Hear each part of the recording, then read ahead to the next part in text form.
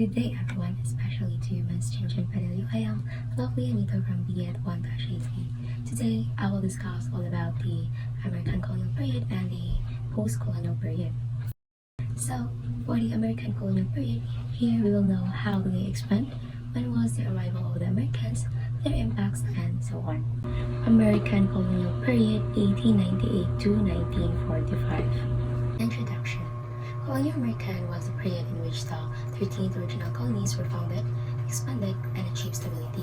It includes the American Revolution and the American Revolutionary War.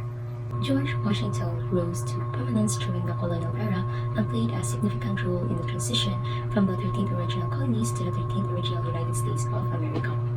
So here we will know when was the arrival of the Americans. So first is on 1895.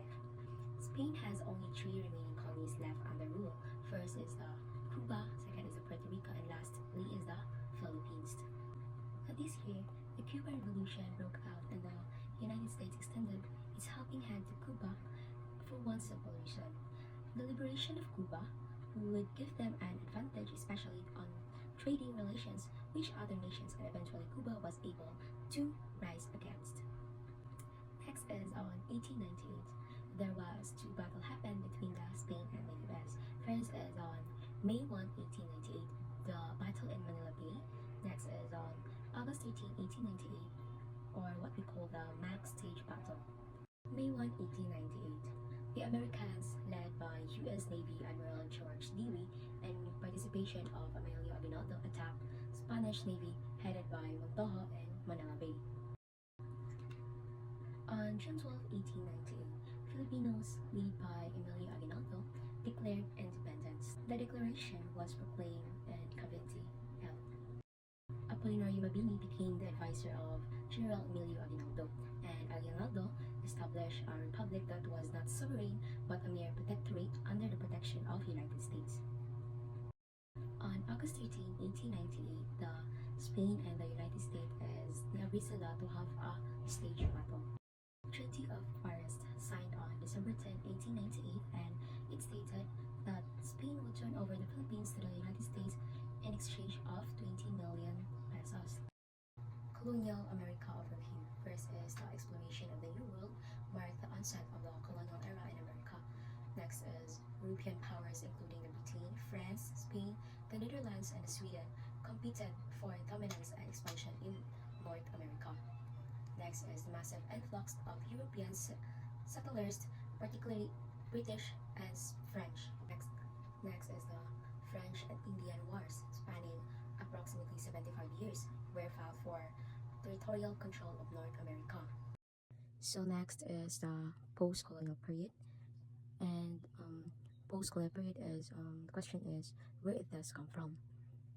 Post-colonial literature comes from the Britain's former colonies in Caribbean, Africa, and India. Many post-colonial writers write in English and focus on common themes such as the struggle for independence, immigration, national identity, elegance, and the childhood.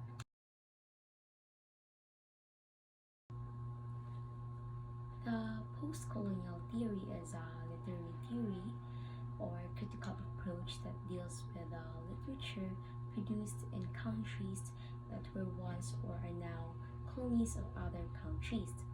It may also deals with literature written and are by citizens of colonizing countries. The post-colonial period refers to the time after the end of colonial rule in a particular region or country, and it encompasses the social culture, political and economic developments that occurs after the departure of colonial powers, often marked by struggles for independence, national building, and the reshaping of societies.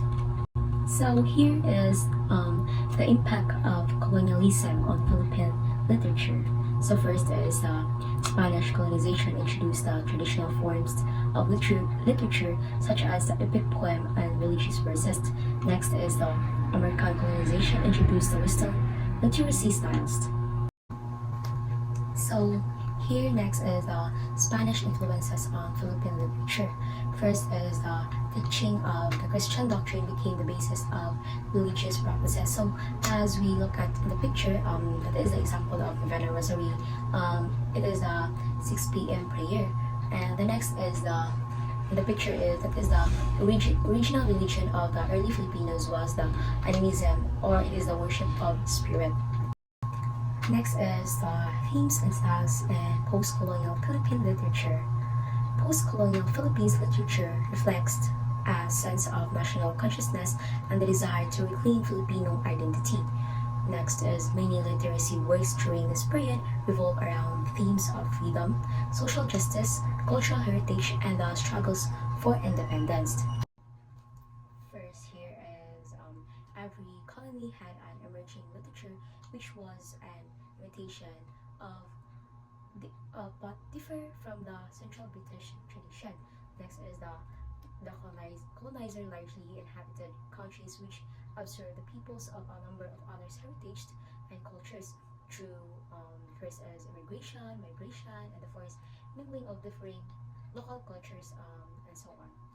The literatures of colonists, in addition to the post-colonial literature of the colonized, there exists as well as the post-colonial literature for the colonizer. So here we are going to tackle the differences between the colonialist literature and post-colonial literature.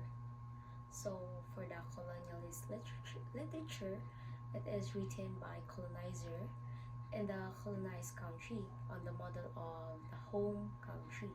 And for the post-colonial literature is often but not inevitably self-consciously a literature of othersness and resistance and is written out of the specific or local experiences.